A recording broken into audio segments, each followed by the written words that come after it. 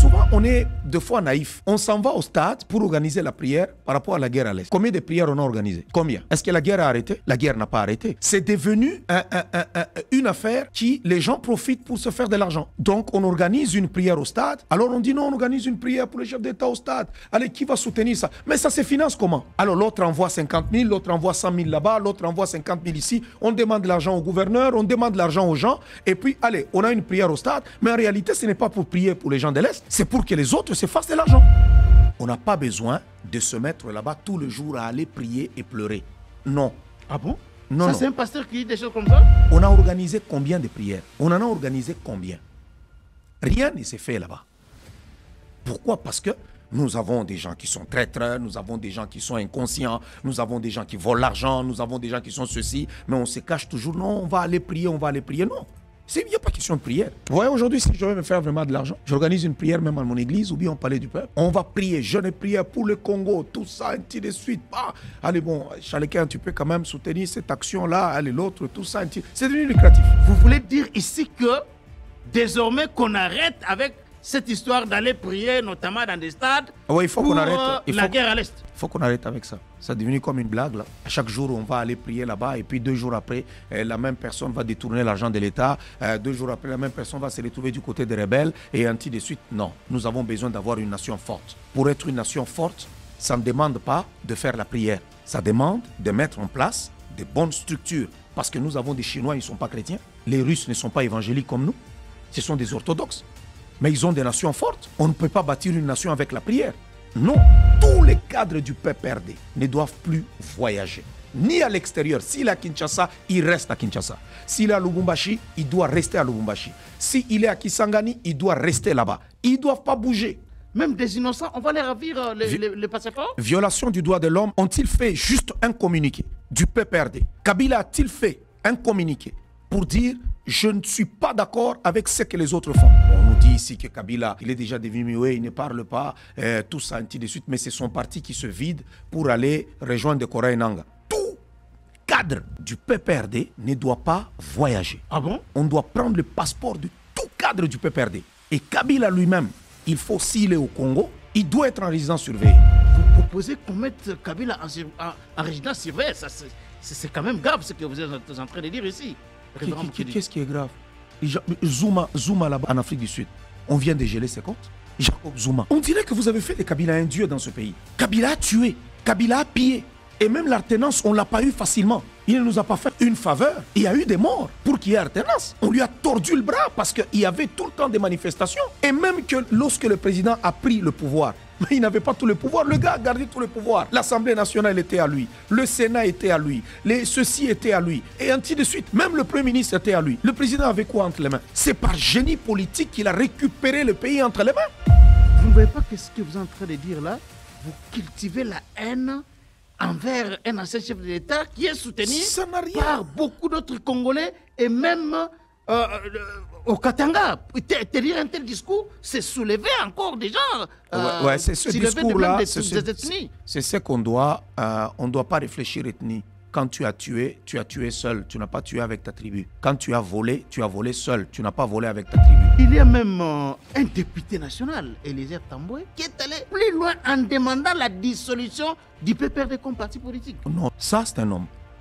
Ah bon? Il faut dissoudre ce parti-là. Il faut le dissoudre. Parce qu'il y a 4, 5, 6 personnes qui d'eux-mêmes ont pris la décision de résoudre. Il y a déjà des antécédents. Et vous attaquez un parti politique. Il y a déjà des antécédents. Ils ont refusé d'aller aux élections. Ils ont tout fait pour que les élections ne se tiennent pas. Mais on a organisé les élections. Mais aujourd'hui, ce sont les cadres d'un seul parti qui vont de l'autre côté et ils ne font pas de communiqué. Ça veut dire que je respecte encore l'idée que donne notre compatriote Eliezer Tamboué pour dire on doit dissoudre. On doit s'assumer en tant qu'État. On n'est pas en train de jouer. Tous ceux-là qui rejoignent Nangala, il faut carrément les tuer. C'est ça ce que vous prêchez. Oui. Et vous pouvez dire ça même à l'église, devant vos fidèles. Vous pouvez prêcher la peine de mort là-bas? Mais oui. Ah bon? Oui.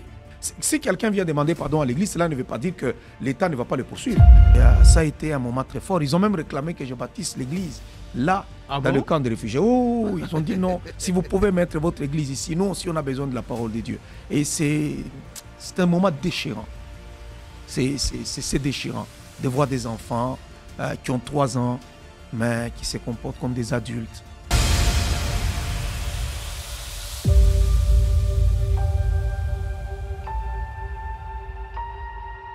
Troubles du système immunitaire, chute de tension, maux de tête, fatigue, perte de poids, frigidité et diarrhée.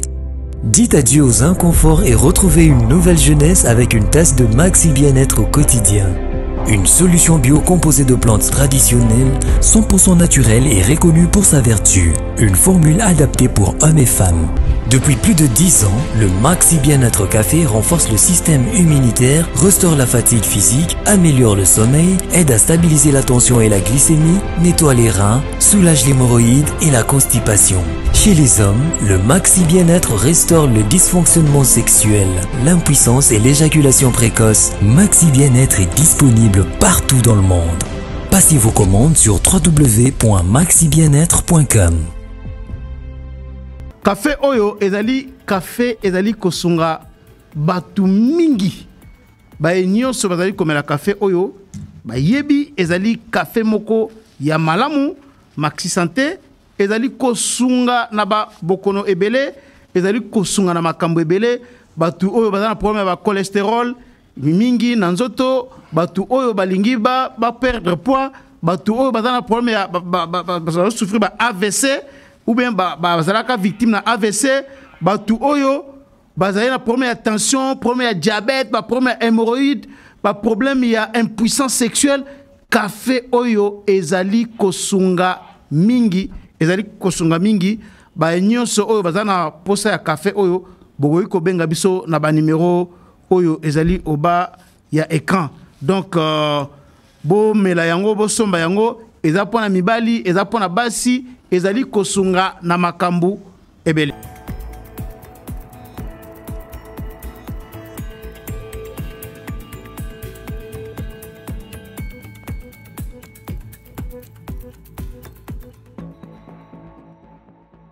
Merci à vous tous qui êtes branchés en ce moment sur cette chaîne pour suivre ces magazines. Nous sommes encore une fois là aujourd'hui pour parler des sujets qui intéressent les Congolais, l'actualité dans notre pays.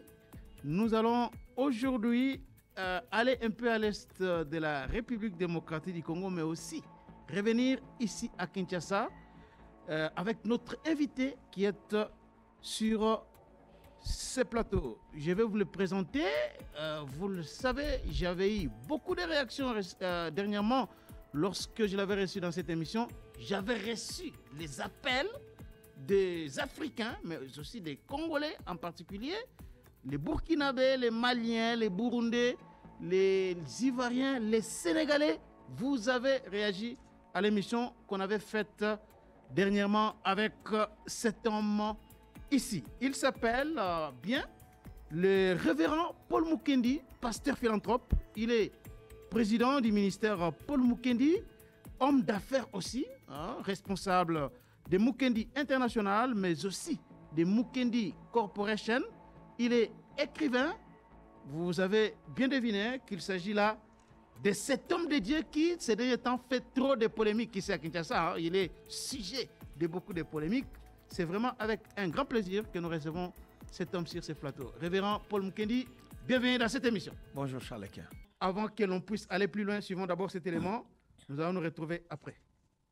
Toute chose concourt au bien de ceux qui aiment Dieu, c'est le message de l'homme de Dieu, le révérend pasteur Paul Mukendi, lors de son arrivée dans la ville de Goma ce mardi 26 mars 2024 en provenance de Kinshasa, avec une mission spéciale de visiter les déplacés de la guerre du M23 dans les différents camps de déplacés se trouvant dans la ville de Goma et ses environs. Le révérend pasteur Paul Mukendi dit qu'il est venu avec un message d'espoir et que le Seigneur Dieu va consoler la population de l'Est de la RDC. Avoir un pays riche comme la RDC aujourd'hui et qui est déchiré par la guerre, ça révolte. Et cette injustice n'est pas acceptable, explique le révérend pasteur Paul Mukendi.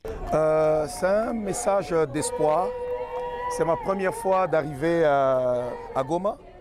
Et je veux tout simplement dire que toute chose concourt au bien de ceux qui aiment Dieu.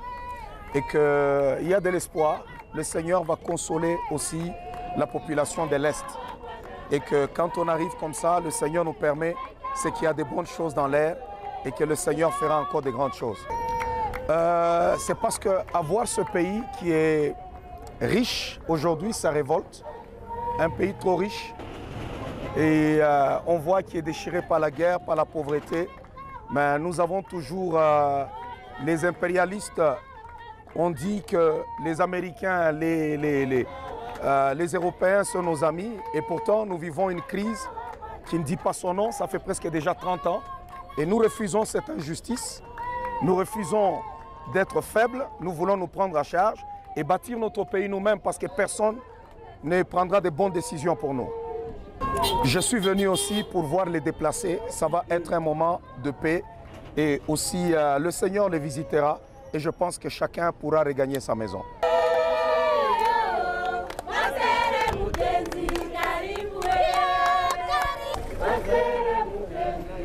Notons que dans son programme, le révérend pasteur Paul Mokendi prévoit commencer sa visite et dans sa mission dans la ville de Goma le jeudi 28 mars 2024. Il compte apporter une aide humanitaire aux déplacés de guerre du M23 et les redonner ainsi l'espoir. Le révérend Paul Mokendi, je viens de voir là votre accueil à Goma. C'était spontané. Vous avez déjà des contacts, vous avez déjà des bases à Goma ou comment? Non, pratiquement, on se croyait un acteur politique en campagne, en préparation des élections de 2028. Non, on est serviteur de Dieu et je ne pensais même pas que mon ministère avait tellement de l'impact dans cette ville-là. Ah bon? Je ne pouvais pas imaginer et partout où je passais, tout le monde, les gens étaient contents, voulaient prendre, faire des selfies, partout, même à l'hôtel. Alors, on bénit le Seigneur et j'ai été vraiment très bien accueilli. Et comme un fils, c'est chez moi, c'est dans mon pays, j'étais très content. Alors, vous étiez à Goma. Comment avez-vous trouvé la ville de Goma, la population de Goma vous les avez trouvés comment? Je suis vraiment étonné parce que c'était ma première fois d'arriver à Goma. J'avais jamais été à Goma. Je ne pensais pas que Goma était une ville comme ce que je viens de voir. Je pense que Goma est plus asphalté même que Lubumbashi.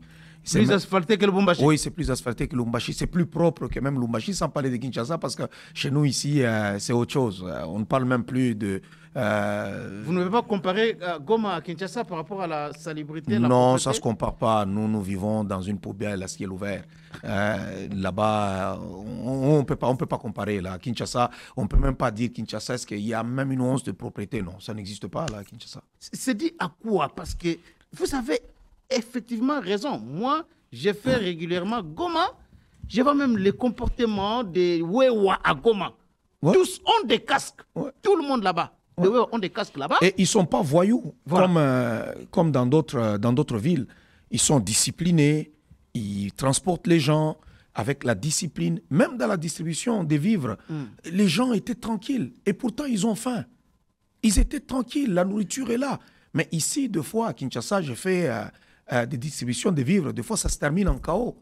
Où les gens, ils viennent, ils sautent sur le camion et ils emportent tout. Des fois, les policiers prennent même le camion et ils s'en vont avec. C'est arrivé plusieurs fois. Mais là-bas, c'est des réfugiés.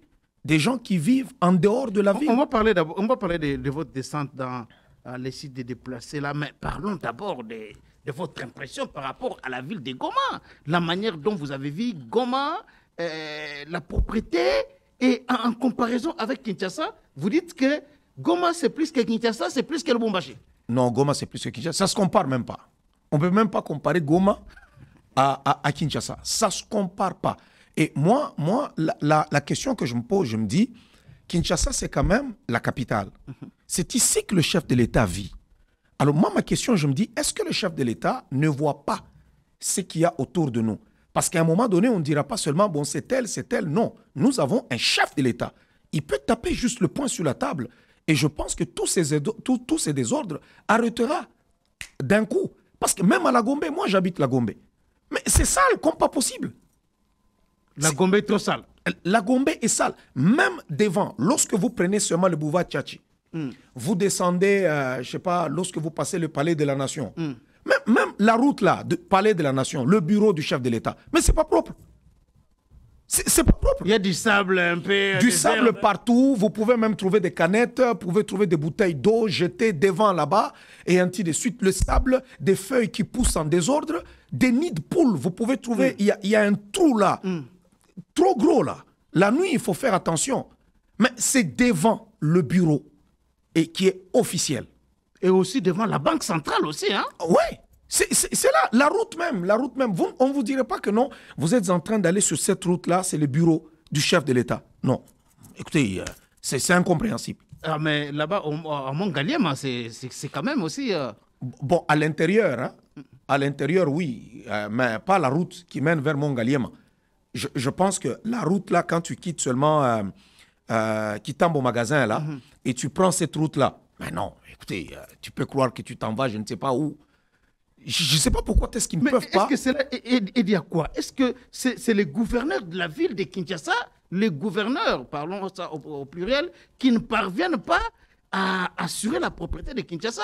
Est-ce que le chef de l'État doit descendre jusque-là pour mettre de l'ordre? Le chef de l'État ne doit pas descendre pour mettre de l'ordre, mais il doit mettre de l'ordre lorsqu'il voit que le gouverneur est incapable. Lorsqu'il voit que les autres sont incapables, il doit taper le poing sur la table. On ne peut pas dire que non, le chef de l'État ne peut pas descendre jusque-là. Non, parce qu'il prend la même route que tout le monde. Il emprunte ces chemins-là, il regarde ce qu'il y a autour de lui. Alors, c'est beaucoup plus... Moi, la question que je me pose, je me dis, est-ce que sur cette route-là, est-ce que ces gens-là ont même l'électricité? Ou bien ils souffrent aussi des délestages? Parce que c'est la route qui conduit vers le chef de l'État. Ça veut dire que ces gens-là doivent bénéficier de certaines choses. La route doit être bien asphaltée, bien entretenue, parce que ça en va aussi de la gloire de notre République. Parce que quand on a des invités qui passent par là et qu'on trouve que la route n'est pas belle, elle n'est pas bonne, elle n'est pas bien arrangée, ça ne nous donne pas, ça ne fait pas honneur. En tout cas, merci beaucoup, le révérend Paul Mukendi. Suivons d'abord maintenant cette descente du révérend Paul Mukendi dans les sites des déplacés.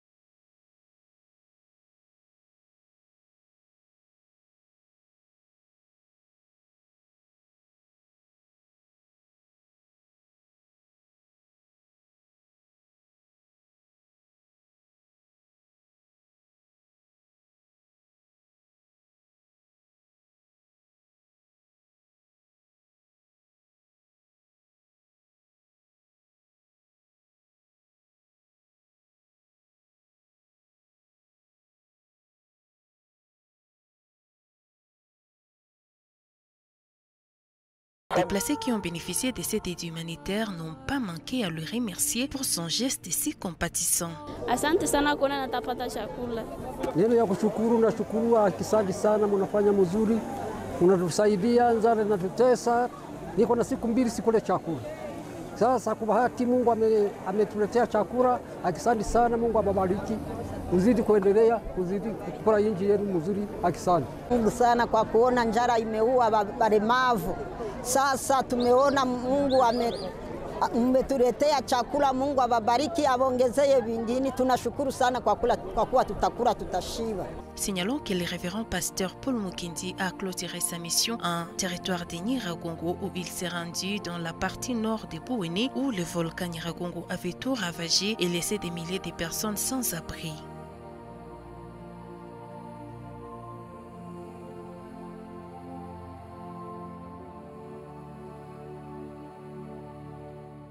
Merci beaucoup la régie, révérend Paul Mukendi. Finalement, vous êtes descendu à Goma et surtout dans ces sites des déplacés. Et quelqu'un m'avait demandé de vous poser cette question. Est-ce que le révérend Paul Mukendi, avec tout ce qu'il est en train de faire, avec les discours qu'il est en train de tenir aujourd'hui, et notamment avec sa descente, parce que les images ont été publiées dans les réseaux sociaux, n'est-il pas finalement en train de préparer son élection en 2028? Tout le monde, tout le monde dit ça, mais loin de moi. Je suis un homme de Dieu, je suis un homme d'église, et ça me convient ce que je fais. Je pense même pas à ça. Ça m'a jamais traversé l'esprit. Vous n'avez jamais tenté? Non, non. Pourquoi? Parce que je suis un homme de Dieu. Moi, j'ai reçu un appel. Je suis un homme d'affaires. Dans les affaires que je fais mes investissements et ça ne me prend pas de temps pour que je ne puisse pas servir mon Dieu. Je suis consacré à la parole de Dieu et à l'évangile. Et ce que je fais comme œuvre humanitaire, c'est pour aider les gens. Même le Christ le ferait. Et le ciel est content qu'on fasse cela. Mais pour la politique, non. Alors, vous avez quand même pris les risques d'aller, si le mot risque peut trouver sa place ici, jusqu'à Mugunga pour aller à la rencontre de ces Congolais-là. Qu'est-ce qui vous a motivé finalement de faire cette descente-là? Je n'aime pas voir les gens souffrir. Je n'aime pas voir les gens dans la souffrance. J'aime pas voir les gens passer un mauvais quart d'heure. Lorsqu'on a vu des images qu'on nous avait d'ailleurs publiées, lorsqu'il y a eu le M23 qui est entré dans des villages du côté de l'Est, et il y a même des images que vous êtes partis personnellement à Charles-Quint, là sur place, c'était des images qui étaient très fortes. Ça m'avait beaucoup touché. J'ai dit non, on doit visiter aussi. Il y a des gens qui sont réfugiés dans leur propre pays. C'est inacceptable. Alors, il manque de tout. Il y a des messages, des SOS qu'on a lancés, qu'ici, à la fin, il y a la crise, c'est difficile, la souffrance. Alors, j'ai dit, je vais descendre sur terre, au lieu seulement d'envoyer un petit don, mais je veux aller compatir ensemble avec eux. Et ça a été un moment très fort. Ils ont même réclamé que je bâtisse l'église, là, dans le camp de réfugiés. Oh, ils ont dit non, si vous pouvez mettre votre église ici, nous aussi, on a besoin de la parole de Dieu. Et c'est un moment déchirant. C'est déchirant de voir des enfants qui ont 3 ans, mais qui se comportent comme des adultes. Des enfants qui ont 6 ans, qui ont un grand bidon d'eau, qui sont allés puiser, je ne sais pas, dans une rivière quelque part. Alors, c'est déchirant. Mais ils sont dans leur propre pays, ils ne sont pas à l'étranger. Alors, là, lorsque je vis votre descente et surtout à l'aéroport, directement, vous vous attaquez aux impérialistes. Est-ce que vous pensez que tout ce qui se passe là-bas, la misère, la souffrance de tous ces Congolais-là vivant dans les sites de déplacés où vous avez été, c'est le fruit des impérialistes, tout simplement? Le nombre d'abord des Blancs qui sont à Goma, ça va vous surprendre. S'il y a juste un petit mouvement dans nos grandes villes ici, les ambassades vont commencer à donner des communiqués. N'allez pas en République démocratique du Congo. Kinshasa, ce n'est pas bon. Et ainsi de suite. Pendant qu'il n'y a pas de guerre. Mais d'où viennent que là-bas, il y a la guerre? Ils sont tellement nombreux. Le nombre de Blancs que vous allez voir là-bas, ça va vous impressionner. Qu'est-ce qu'ils font là-bas? C'est une guerre politique. C'est une guerre politique. Même quand vous êtes à Goma, vous ne sentez pas que vous êtes dans une zone de guerre. À moins que vous alliez maintenant là où il y a des... Dans les sites des déplacés. Oui, des déplacés, là où il y a des affrontements, ainsi de suite. Et qu'est-ce qu'ils font là-bas? Cette guerre, le M23, c'est les États-Unis, c'est la France, c'est l'Angleterre, c'est l'Allemagne, avec toutes leurs acolytes. C'est eux qui nous font la guerre. Kagame n'a pas les moyens. On donne à Kagame un pouvoir qu'il n'a pas. Kagame n'a pas les moyens. C'est un président d'un petit pays comme ça. Il n'a pas les moyens, il n'a ni la force, ni la qualité. Il ne faut même pas parler de Kagame. On doit s'attaquer aux Américains, aux Français, aux Anglais. Ce sont eux qui nous font la guerre. Ce sont eux. Est-ce que vous mesurez un peu l'ampleur du propos que vous tenez? Vous voyez la RDC faire la guerre contre les Américains, les Européens? Oui, mais on n'ira pas leur faire la guerre chez eux en Amérique. Nous sommes chez nous. C'est sur notre terre. C'est sur notre terre. On doit taper aussi à leur portefeuille. Quels sont les intérêts des Américains, les intérêts des Français chez nous? D'abord, les chasser de chez nous et couper tout ce qui fait en sorte qu'ils aient un peu d'argent, parce qu'ils ne sont pas sincères et honnêtes avec nous. C'est des pays voyous. Je le répète encore, l'Amérique de Biden, la France de Macron, l'Angleterre, l'Allemagne et ainsi de suite, c'est des pays voyous. Ce sont eux qui nous font la guerre. Ce sont eux. Il n'y a personne d'autre. Écoutez, le président Tshisekedi n'a même pas encore commencé son deuxième mandat. Il a prêté serment, mais il n'a même pas encore un gouvernement. C'est au mois de janvier qu'il a prêté serment. Mais là, on nous fait la guerre s'intensifie. Ils sont là en train de nous faire pression. Mais écoutez, ce sont eux qui font en sorte que les gens se déplacent. On va parler de cette histoire-là, de la guerre avec tout ce qu'il y a comme rébellion. Aujourd'hui, des Congolais qui rejoignent la rébellion. On va parler de ça, mais quel est le message que vous pouvez avoir? D'abord, j'aimerais vous poser cette question qui me vient à l'esprit. Le fait que vous descendez sur terrain pour aller visiter les déplacés des guerres, les nécessités, c'est parce que vous espérez à une bénédiction de Dieu que le Seigneur va vous bénir à cause de ce que vous faites comme action sur terrain, ou bien vous le faites tout simplement dans un désintéressement total? C'est d'une façon désintéressée. La Bible dit la religion pure et sans tache, c'est celle qui s'occupe de veuves et des orphelins. Et lorsque l'apôtre Paul est allé présenter son message à Pierre et aux autres à l'église, la Bible dit ils ont compris qu'il prêchait un bon message, lui ont attesté que tout était correct, il n'y avait pas d'erreur dedans, mais ils lui ont fait une recommandation, prends soin des pauvres. C'est le rôle de l'église, c'est le rôle des serviteurs de Dieu de prendre soin des pauvres. Nous pleurons avec ceux qui pleurent, c'est ce que la Bible nous recommande. C'est d'une façon désintéressée. S'il y a des gens qui pensent que je vais postuler à la présidentielle en 2028, ils se trompent royalement. Si je parle, moi, aujourd'hui, en tant que Congolais, je peux parler politique, donner mon avis, et je soutiens le chef de l'État dans son combat aujourd'hui, et je suis citoyen congolais. Alors, vous pensez qu'il n'y a aucune récompense, il n'y a aucune bénédiction de quiconque peut faire de telles choses? Le Seigneur ne peut jamais bénir quelqu'un qui fait des choses comme ça? La Bible dit celui qui prête, celui qui donne aux pauvres, il prête à Dieu. C'est ce que la Bible dit. Alors, lorsque Dieu vous bénit, vous devez aussi bénir les autres, et ça vous maintient toujours aussi dans la grandeur et dans l'élévation. Parce que celui qui ne sait pas, pour les gens du monde vont dire qu'il faut nourrir la spiritualité. Mais pour nous, on se dit, on prend soin des pauvres. Et quand tu prends soin des pauvres, le Seigneur aussi te tient à la main, parce que tu te souviens des pauvres. Ah, donc vous faites ça aussi parce que, espérant que le Seigneur va aussi... Mais ce n'est pas ça vraiment le motif. On sait que le Seigneur, il y a une administration céleste où le Seigneur enregistre tous les gestes que nous posons, mais du moins, je n'aime pas voir un être humain souffrir. Je n'aime pas ça. Alors, parce que vous êtes allé... Là, on a vu les images des chiffres que vous êtes allé remettre aux Congolais. Les statistiques officielles, je suivais encore Bintou Keïta devant le Conseil de sécurité, devant l'Assemblée générale de l'ONU, qui disait que Bintou Keïta est la représentante du secrétaire général de l'ONU ici à RDC, qui disait qu'aujourd'hui, les statistiques officielles, c'est 1 700 000 Congolais déplacés. Ça, ce sont les statistiques que Bintou Keïta a données. Et elle a dit qu'il y a déjà 200 Congolais pour la semaine passée qui sont morts de faim là-bas dans des sites de déplacés. Là, vous êtes allé rencontrer ces Congolais-là. Quel est le message que vous pouvez lancer aux autres Congolais qui voient ces images ici? Est-ce que doit-il aussi faire de même ou chacun peut rester dans son coin et continuer à s'occuper de sa famille? On doit, vous dites Bintou Keïta, qui est la responsable des Nations Unies, c'est les Nations Unies, oui, de l'ONU, de la MONUSCO aussi.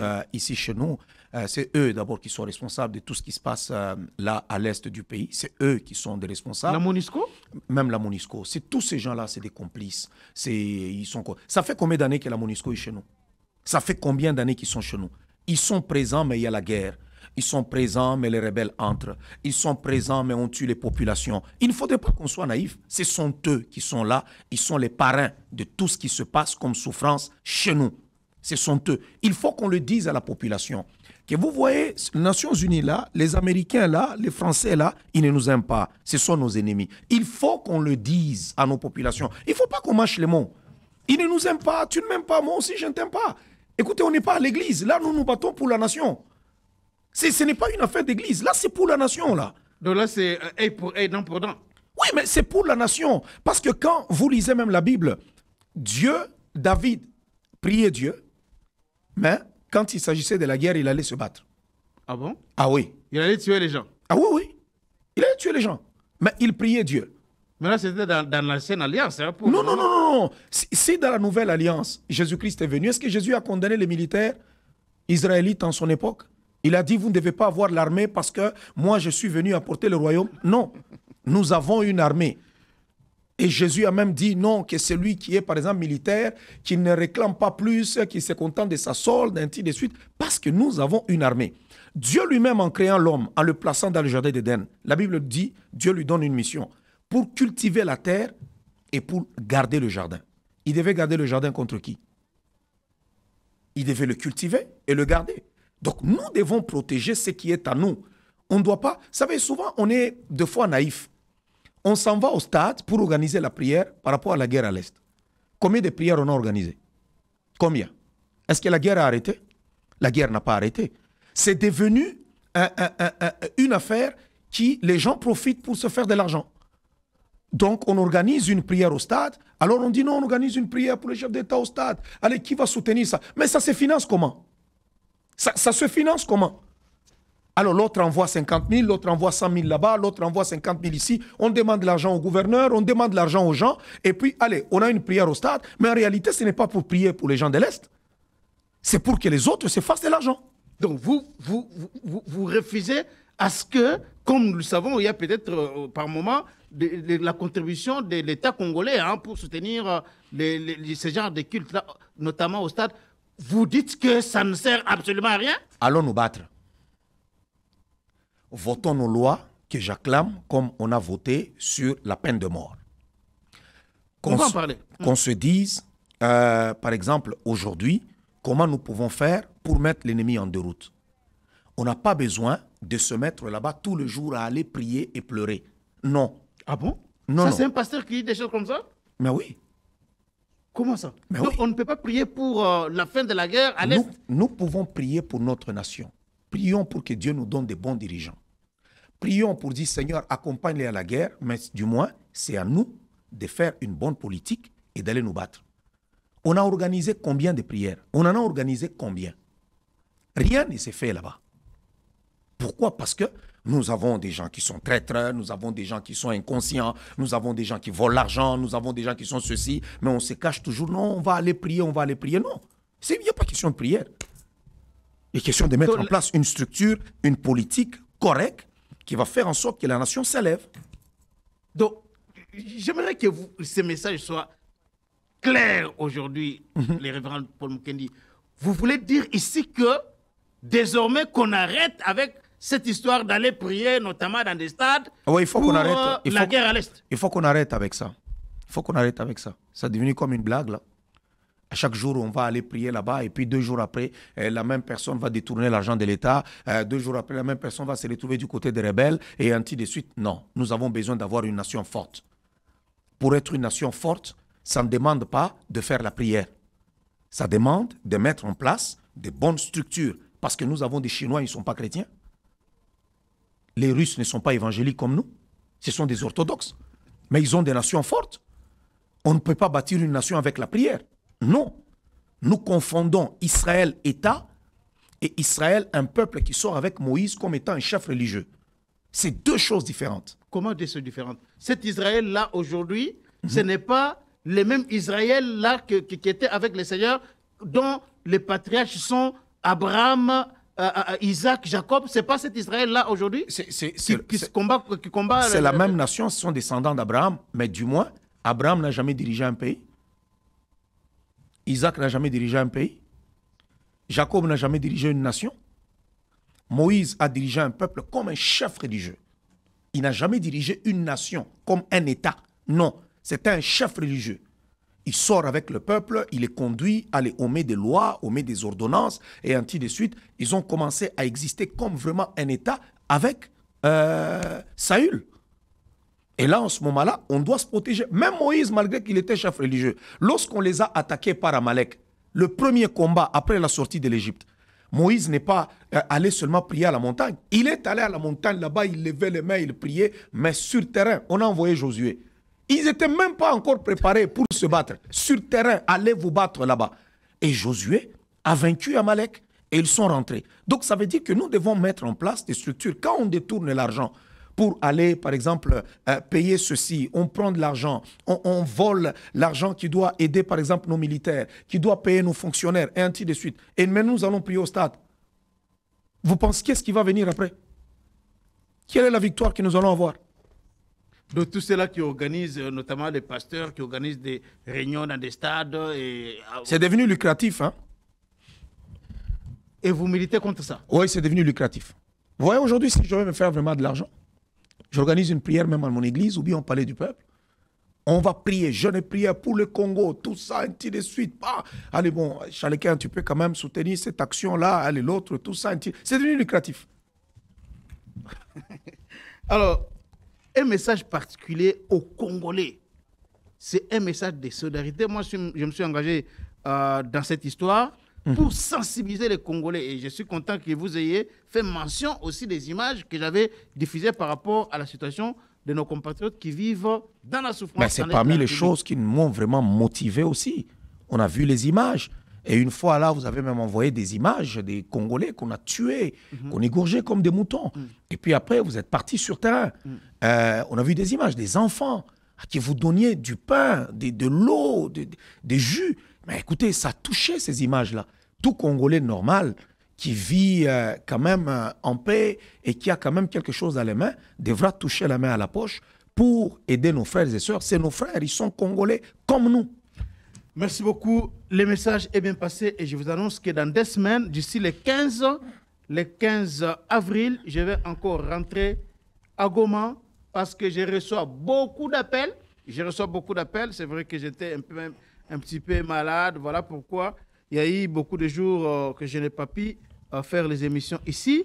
Alors, d'ici le 15, je vais encore rentrer à Goma pour aller voir nos compatriotes. Les chiffres sont là. Plus d'1 million de déplacés. La situation est catastrophique. Il y a une crise humanitaire indescriptible. Donc, vous tous là qui voulez vous joindre à moi pour cette 1e descente à Goma, en tout cas, nous attendons votre contribution comme nous l'avons toujours fait par les passés. Alors, Révérend Paul Mukendi, vous parlez de la situation à l'Est. Vous avez toujours été révolté de voir cette situation de guerre. Mais là, il y a des Congolais. Ouais. Des Congolais qui décident d'aller rejoindre d'autres Congolais dans la rébellion. Vous accusez les Kagame, vous accusez les Américains, mais là, ce sont des Congolais, des jeunes qui, notamment, étaient dans un parti politique, le PPRD. Ils sont allés rejoindre Corneille Nangaa dans la rébellion. On a vu leur meeting à Kiwanja. Votre réaction lorsque vous avez appris ça, qu'est-ce que vous vous êtes dit, Révérend Paul Mukendi? On doit comprendre que ça devrait arriver. Ils vont faire semblant de prendre beaucoup de gens qui sont vraiment des vrais Congolais, pas des gens qui ont des faces. Ils vont prendre des vrais Congolais pour essayer de légitimer leur agression. Parce que le M23 va disparaître, ça va être maintenant Nangaa qu'ils vont essayer de mettre en avant-plan.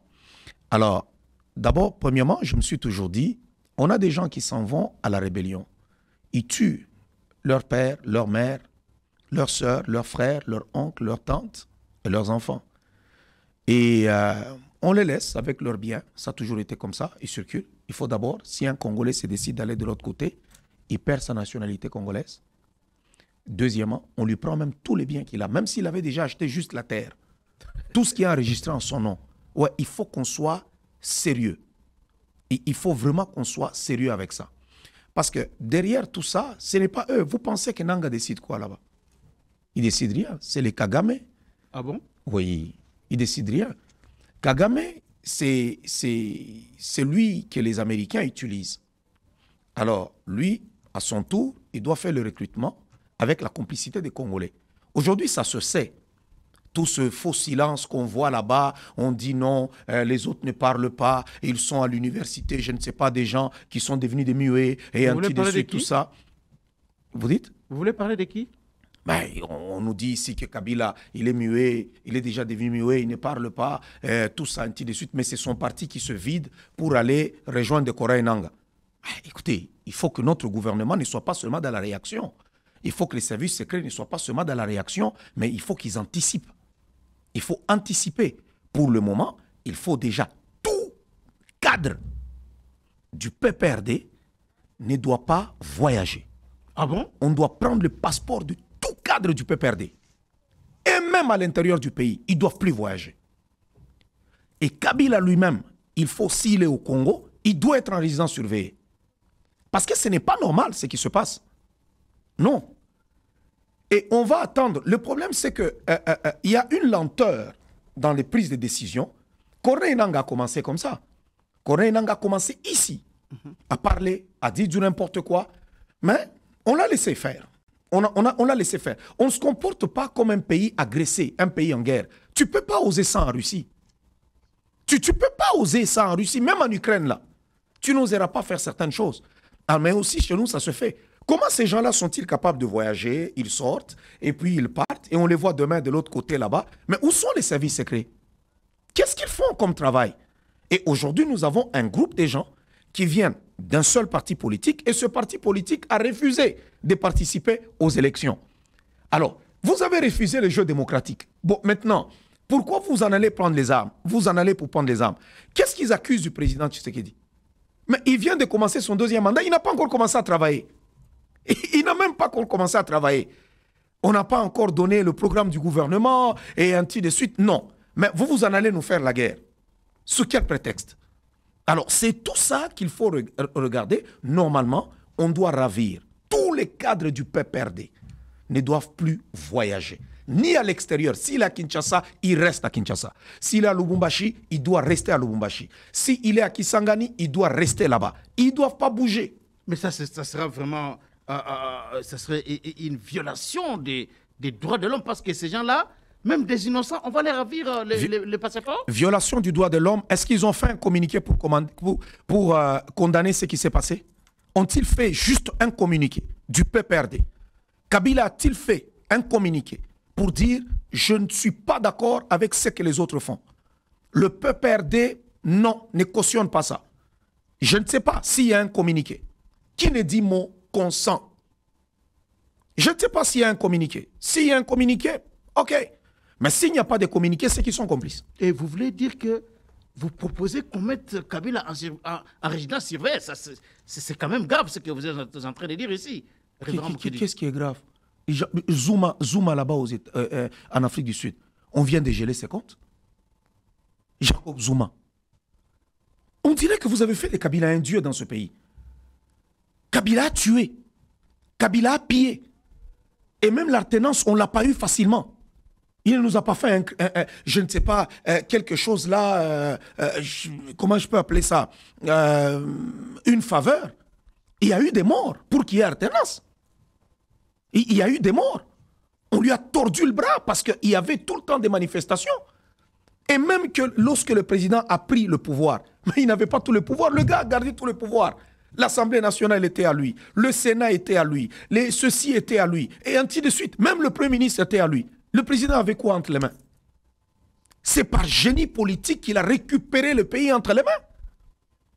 Et depuis lors, le gars n'a jamais été content. Ils pensent qu'ils vont faire une agression pour renverser le pouvoir, ou ils vont faire un coup d'État à l'intérieur, renverser Tshisekedi et prendre le pouvoir. Mais ils rêvent en couleur.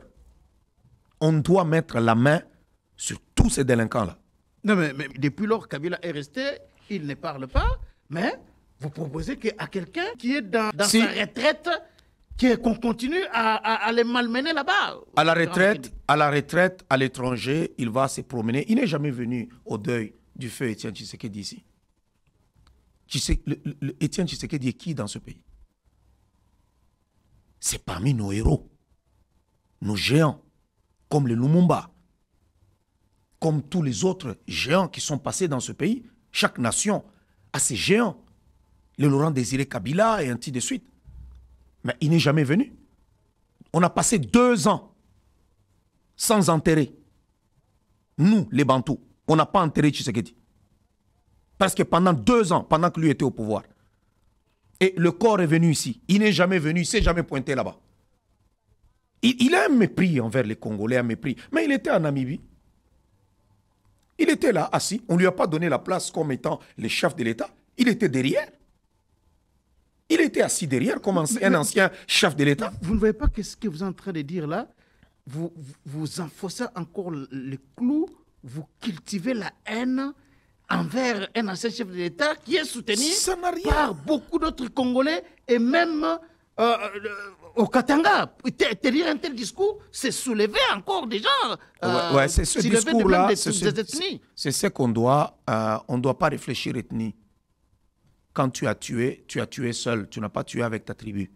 Quand tu as volé seul, tu n'as pas volé avec ta tribu.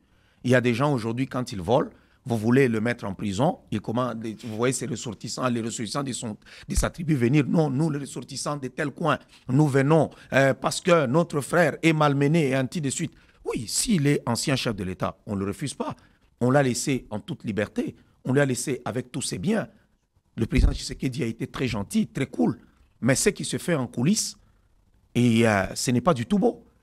Il est là en tant qu'ancien chef de l'État. Pourquoi il n'a jamais condamné tout ce qui se passe?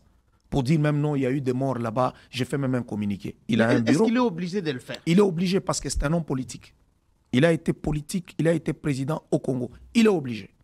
Alors, révérend Paul Mukendi, par rapport à cette situation, il y a même un député national, Eliezer Tambwe, qui a même proposé, qui est allé plus loin en demandant la dissolution du PPRD comme parti politique. Non, ça c'est un homme. Ça, c'est un homme. Ah bon? Il faut dissoudre ce parti-là. Il faut le dissoudre. Parce qu'il y a 4, 5, 6 personnes qui, d'eux-mêmes, ont pris la décision de résoudre. Il y a déjà des antécédents. Et vous attaquez un parti politique. Il y a déjà des antécédents. Ces gens-là ont refusé d'aller aux élections. Ils ont refusé. L'UDPS avait refusé d'aller aux élections. Ils ont attendu. Et 5 ans après, pour revenir. Mais pourquoi eux, ils ont refusé d'aller aux élections? Ils ont tout fait pour que les élections ne se tiennent pas. Mais on a tenu, on a organisé les élections. Mais aujourd'hui, ce sont les cadres d'un seul parti qui vont de l'autre côté et ils ne font pas de communiqué. Ça veut dire que je respecte encore l'idée que donne notre compatriote Eliezer Tambwe pour dire on doit dissoudre. On doit s'assumer en tant qu'État. On n'est pas en train de jouer. C'est l'avenir de ce pays. Ce pays était déjà parti. Même quand les gens sont là en train de dire Tshisekedi. Mais non, mais écoutez, il a hérité d'un pays qui doit maintenant recoller les morceaux. Il n'y avait plus rien. Il n'y avait plus rien. Alors, révérend Paul Mukendi, par rapport à cette situation, l'instabilité, l'insécurité, la guerre dans l'Est de la RDC, le gouvernement congolais, à travers le ministère de la Justice, avait finalement pris la décision de lever les moratoires sur la peine de mort. De sorte que cette fois-ci, la peine de mort soit appliquée aux traîtres, à ceux qui trahissent l'armée, au sein de l'armée, mais aussi aux Koulouna. Parce que là, on a parlé du banditisme urbain. Que tout cela qui se retrouverait dans des cas de banditisme urbain, aussi dans les cas de traîtrise au sein de l'armée, qu'ils soient passibles de peine de mort. Est-ce que vous, en tant que pasteur, homme de Dieu, vous soutenez cette décision? Oui, je soutiens cette décision. Ah bon? Oui. En tant que pasteur? Oui. Dieu, le souverain pasteur, il avait même dit si quelqu'un a un enfant indocile, qu'il l'amène à l'entrée de la ville, et il sera la première personne à lui jeter la pierre parce qu'on va le lapider. C'est Dieu. C'est dans la parole du Seigneur. Le même Dieu qui a écrit « Tu ne tueras pas », mais nous a dit si tu as ton enfant qui est indocile, que tu ne sais pas gérer, amène-le là-bas. Parle que cet enfant est indocile. Tu seras la première personne dont papa et maman te jettent d'abord la pierre, les premiers.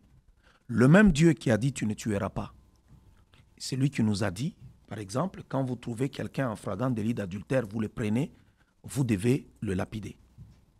Le même Dieu qui a dit tu ne tueras pas, il y a des cas où le Seigneur a dit, ces gens de personnes qui commettent de tels forfaits comme des homosexuels, tout ça, vous devez les brûler au feu. C'est le même Dieu. Donc il y a des lois pour protéger la nation. Nous sommes en temps de guerre. On ne gère pas la nation je ne sais pas comment on gère une église. Non, c'est pas pareil. C'est pas pareil. L'homme congolais a été détruit. On a vécu pendant 18 ans où la mission était de détruire l'homme congolais. Mais aujourd'hui, nous devons récupérer ce pays-là. On doit être très dur. On ne doit pas diriger le Congo comme si c'était la France, comme si c'était plutôt la Belgique, ou même comme si c'était l'Afrique du Sud. Non, c'est des pays stables. Tout est bien. Mais le Congo, non. Aujourd'hui, on cherche à recoller. Le deuxième mandat qu'on a donné au chef de l'État, pourquoi on l'a voté en masse? C'est un message pour lui dire tout simplement, non, ok, prends tous les pouvoirs et remets-nous le pays sous les rails. C'est tout simplement ça que le message que les populations ont voulu dire au chef de l'État. Donc pour vous, aujourd'hui, en tant que pasteur, contrairement à l'église catholique qui s'insurge contre la peine de mort, parce qu'à Mongo, Cholet, ils ont fait des communiqués pour s'opposer à l'application de la peine de mort. Vous prêchez que l'on tue les Congolais qui vont tomber dans les infractions énumérées là. Monsieur, l'autre, Ambongo, il ne parle pas au nom de l'Église catholique, il parle au nom, c'est un activiste politique. C'est au nom qu'il est activiste politique. Lui, il est opposant au président Tshisekedi. C'est au nom de ça qu'il parle. Je ne pense pas que c'est l'Église catholique qui a parlé. C'est un homme politique qui a parlé. Il est opposant au président Tshisekedi. Cholet, c'est l'opposant du président Tshisekedi. L'opposant numéro 1 du président Tshisekedi, c'est qui? C'est Ambongo et Cholet. Ce sont des opposants. Quand ils parlent comme ça, ils ne parlent pas comme des hommes d'église. Non. Mais on va diriger ce pays comment?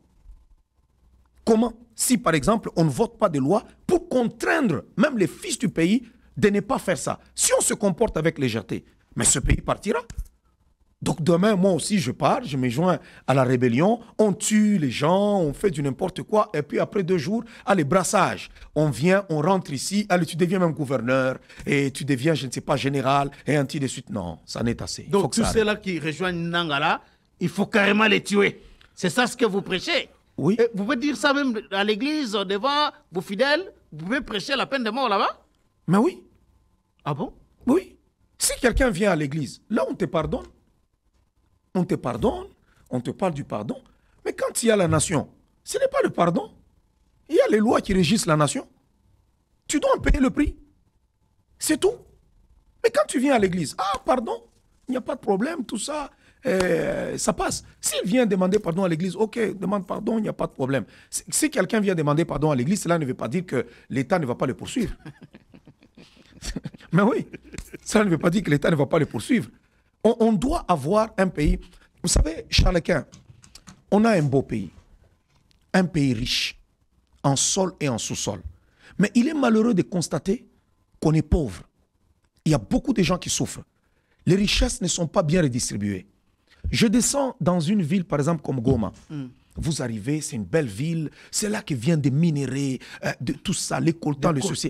Est-ce que vous avez vu l'aéroport de Goma? Vraiment. On a même le toupet d'écrire aéroport international. Mais c'est international parce qu'il y a des vols internationaux là-bas. Oui, mais écoutez, on écrit aéroport international. Quel est cet aéroport international qui ressemble à ça? Que ce soit même à Lubumbashi ou même à Ndjili ici. Ça veut dire que nous avons des gens qui sont capables de bien construire leur maison dans notre pays. Vous trouvez des palais, des maisons, des villas, mais ils ne sont pas capables de construire leur aéroport. Là, ils ne sont pas capables. Mais ils sont capables de construire leur maison, ils ont des choses. Mais si c'est l'aéroport, non, personne n'est construit. Non, nous avons besoin des autorités qui sont conscients que nous avons un pays riche et que nous devons bien repartir la richesse pour que chaque Congolais se sente mieux et bien chez lui, qu'il profite de cette richesse-là. C'est tout. Et il faut mettre des lois. Le président Tshisekedi a une mission très difficile, qui n'est pas facile. Quand vous arrivez, vous devez diriger un peuple qui n'a plus de conscience. Ce n'est plus facile. Alors, parce que tout le monde aime l'argent. Aujourd'hui, il y a une culture de cet enrichissement-là rapide. Tout le monde aime l'argent. Oui, tout le monde veut l'argent. Tout le monde veut l'argent rapide, rapide. Oui, facilement là, trop rapide. Mais il faut briser cette culture-là. Nous le voyons que ça continue. Mais il faut arrêter toutes ces choses. Parce que sinon, on ne s'en sortira pas. On ne s'en sortira pas. Donc moi, je suis d'accord. Il faut même ajouter sur la liste là des personnes à pendre tous les voleurs d'argent de l'État. Il faut ajouter les gens sur la liste. Tous ces gens qui volent l'argent de l'État, il faut les ajouter là-bas sur la liste. Merci beaucoup, révérend Paul Mukendi. Ça a été un grand plaisir pour nous de vous recevoir encore une fois dans cette émission. Restez branchés sur votre chaîne. Abonnez-vous massivement sur GCR Congo Télévision. Partagez comme vous l'avez fait lors de la dernière émission. J'ai vu des petits morceaux partout sur TikTok, sur Facebook, partout sur Twitter. En tout cas, c'était très très bien. Faites-le encore cette fois-ci. Nous allons nous retrouver très prochainement dans un autre numéro de votre magazine Les Débats Congolais.